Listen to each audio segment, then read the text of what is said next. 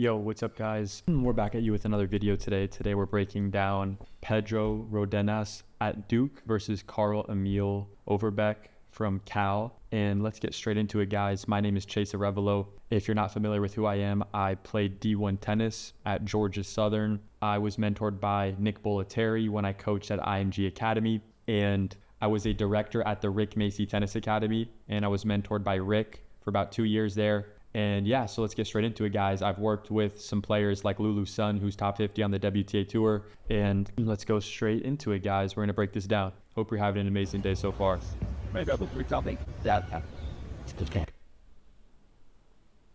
Great shoulder, elbow angle there. Serves body.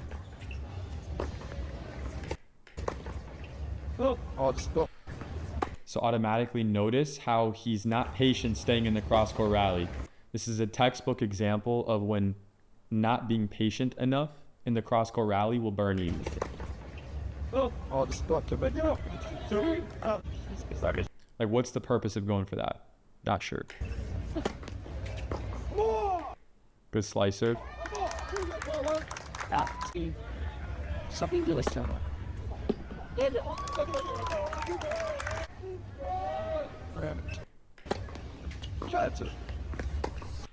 Take a look at his return footwork here.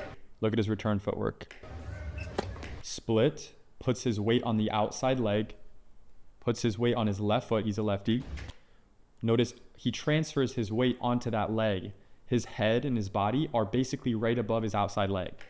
He pushes off, then makes contact. Notice how now the ball left his racket, and now he's going to land on the inside leg. Okay, see, he landed on this leg, then his outside leg planted afterwards. Okay. Goes cross again here. Notice this guy over here, Pedro, is staying super patient in the cross-court rally.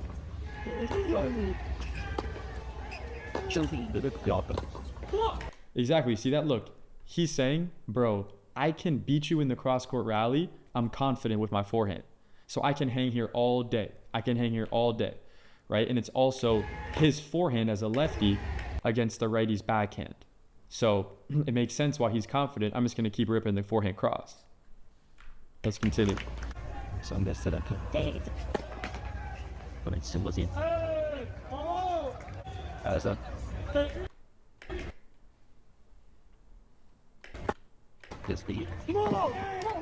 It's a big serve.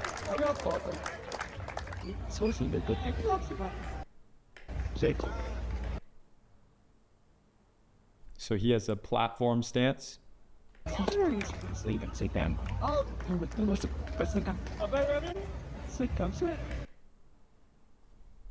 Guys, let me know in the comments, do you prefer a pinpoint or platform serve?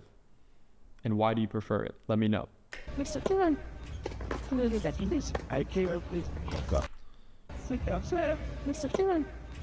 he goes serve out wide. The +1 ball, he decides to go backhand inside out. Like, why are you going for that, bro? Right? Why are you going for that? What's the purpose there? Right? Why not? You serve out wide, +1, rip it to the side, bro. Rip the backhand cross court. Unless there's a clear reason why you're not going to do that, I wouldn't do it.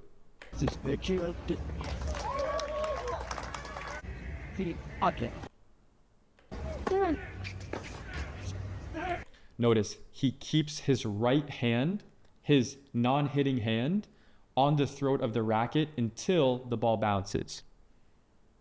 Okay? Then once the ball bounces, he lets go of the racket and he keeps his hitting arm, his non-hitting arm, he keeps it parallel with the baseline.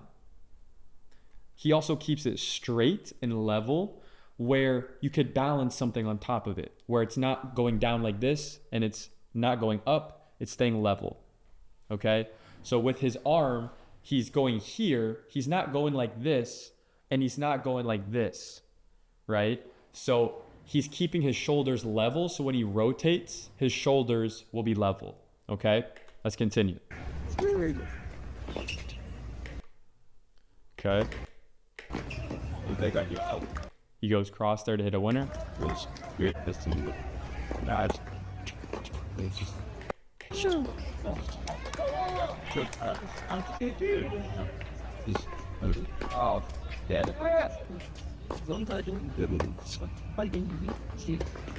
Forehand crossers.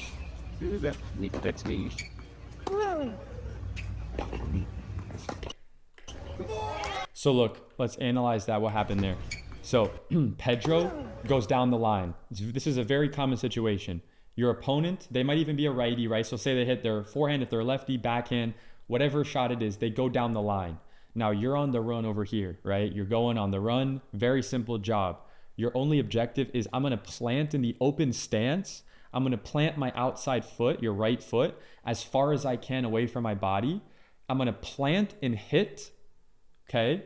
And I'm gonna rip the ball. If you're a better player, if you're a high level player, D1, top D1, whatever, it's very simple. You're going to rip this ball cross with some spin, but you don't need to hit it so high and heavy. You can drive through it, can be a little bit flatter if you really want to be aggressive, and go from defense to offense and make this guy pay for going down the line too early. If you get to that spot early enough and do a lot of good footwork, you can make him pay by punishing the ball deep cross court here. So let's see what he does.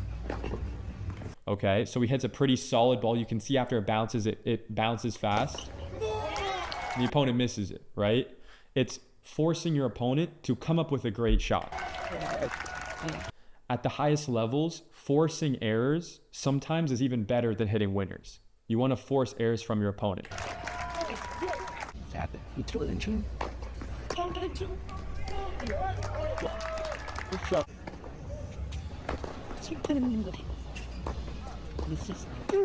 You got this.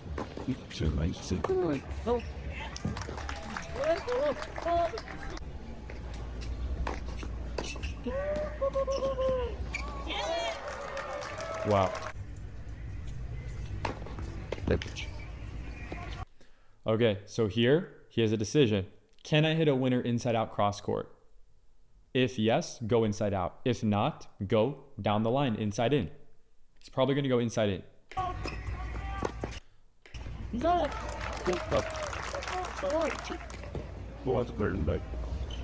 Clip it.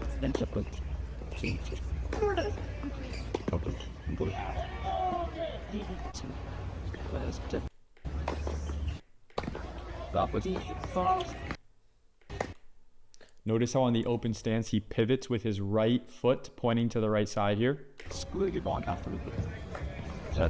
Let's see how wide his stance was here. If I see a player make a mistake like that, I'm going to see, okay, could they have set up in a better stance? Let's see. Okay. So one thing that you could see is how his left leg, maybe I should see that word.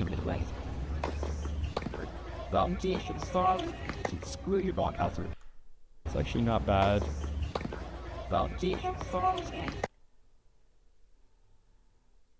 Yeah, I mean, you can always try to get wider and lower, but yeah, that wasn't horrible. He just missed it.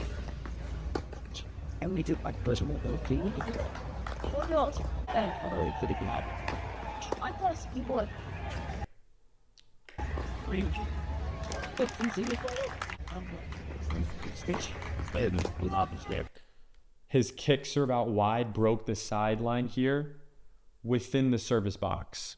Okay, so that's critical if you want to get the most angle. Okay. Oh shit, he goes. Let's analyze that target he went for there. So good kick serve out wide, gets the short ball. Here's what you have to understand actually. So if you look at it slow motion like this, right? You pause it, you can see clearly, okay, what side is he on? He's on his backhand side technically, right? He's on the deuce side. He's a lefty. So he's basically here hitting, he's preparing for an inside out or inside in forehand. So inside out would be cross court. Okay.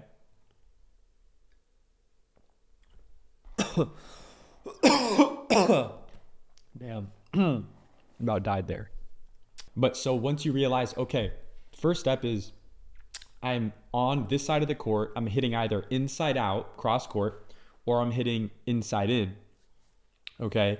Then the next thing is, okay, I'll go cross court if I can hit a winner, because this is an approach shot. If not, if there's doubt in my mind that I can hit a winner cross court on this approach, I'm going to go down the line. So by following those rules, you would see here how his opponent is in this corner. So if he goes inside out, look, maybe he hits a winner, but I would bet a lot of money that at least the guy will get the racket on it, right? Just from the positioning, right? If he's going to hit it this way, unless he hits it like down the middle or something. But basically, in my opinion, there's no chance he can hit a inside out forehand winner here, just based on his angle and his opponent's positioning. So automatically, even if there's just 1% chance of doubt in your mind, very simple, just go this way, boom, down the line here, inside in. So that's when you should utilize the inside in forehand approach based on this specific opponent's positioning. Yeah, and it's not even necessarily about him just missing the execution on that shot, but it's just about strategically, are you making the right decision? Because everyone's going to miss balls. That's just executing. But it helps to go back and look, wait, did I realize that this was cross and this was down the line? Was I aware of my own positioning on the court, or was I not? Those are some of the things that it's so tough in the moment to pay attention to. So that's why it helps to kind of go back, say, hey, look at my footage and see what's going on. Come on! Let's have it down there already inside. Just have it down already inside. So if you look at Carl's serve, he has a textbook pinpoint serve that if you want to replicate this guy's serve. I mean, he hits a lot of really good checkpoints. When he steps his right foot, it's directly under his body. The ball of his right foot is about in the middle of his left foot in line here. And when he pushes from the ground, he gets a lot of vertical component going up. And he has full pronation here as well. So from the bottom to the top, he hits a lot of good checkpoints there. What is this? Just good. This is okay. Just So if you see here, he actually has a huge shoulder turn with his left shoulder blade. Okay. But just important system. Oh, yeah. So here, he should go cross court for a winner. Wow. Or not.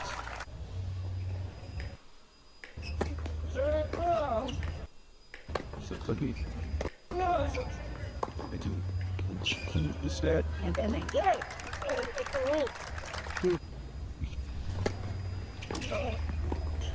Good pickup.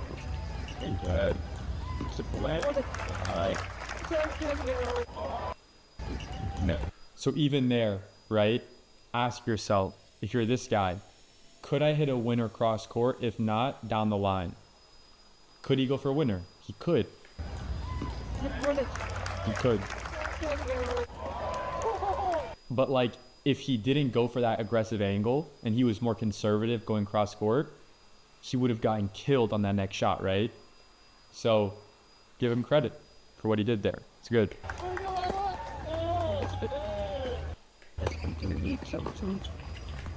Still tonight. Oh, that's cool. You are this person. Hey, I'm telling you, attention. come on. Right, it's a stick. Silent on three. Fire it's out.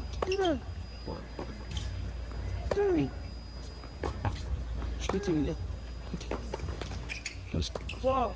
Great open stance there. Love that footwork. I've been squashing but Right. squashing it.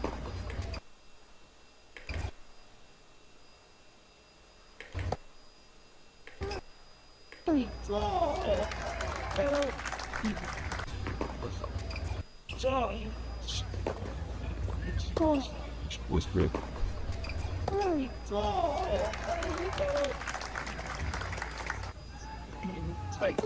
As Slice serve breaks the sideline within the service box. Critical checkpoint to hit on your slice. considering things. It made it way more difficult because his opponent is standing in the green of the court all the way over here.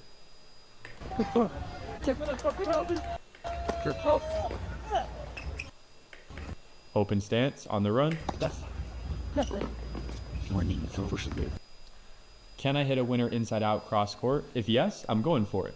If I have any doubt, I'm going to rip it inside in and follow it into net.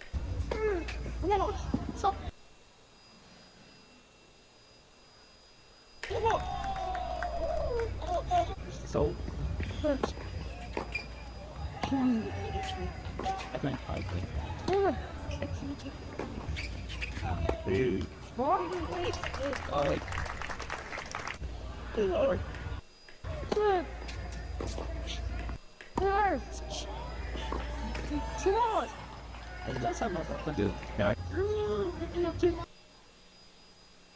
Slice out wide. Go for it. Good. It's great. It's really good. Keeps his right hand on the racket until the ball bounces. Huge wide open stance. Turns the shoulders enough. Rips a forehand cross. So good. It's my turn. He's puts on best. Team cat. No. Down. Some sword watch you. Selecting. No way. No. Wait, was that in? What? No. Some sword watch you. Selecting. That's how you complete.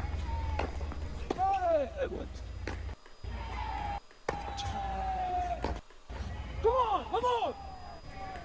Also, one thing to consider when you're playing tennis against someone is make an assessment of your opponent. Some players love to hit while they're on the move a little bit. They stay more dynamic when they're moving. Some players are not good with their footwork when they're stationary hitting. So experiment, yes, make them run, yes, do that. But you also at a higher level sometimes think, wait, maybe this guy doesn't do as well when I rip it more to his body, more to the middle, right? So that's just another card you can pull out of your sleeve, okay, to use and just experiment with. It's another variable to assess and utilize to your advantage, okay? Let's continue. I read that on which man.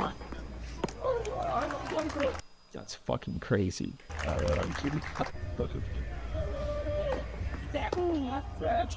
Rick Holla.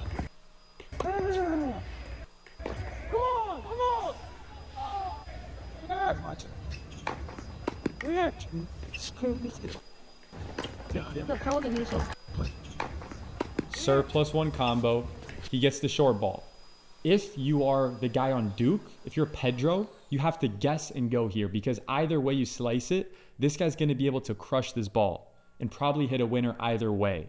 So your only chance of even seeing that ball is, okay, I'm going to make a decision now. I'm going to be decisive. I'm going to go either here or I'm going to go here. Or you just stay in the middle. But be decisive and make a decision because you are making a decision by staying here. You're saying, I think he's going to hit it down the middle, which I think is going to be less likely than one of these two sides. So here you have to sprint one way or another right now, start before he even hits, okay? And you'll have a chance. Let's see what he does.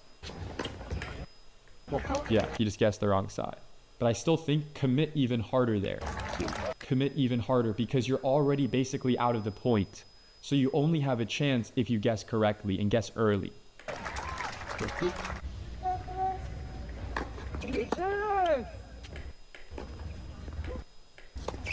On the run, forehand on the run.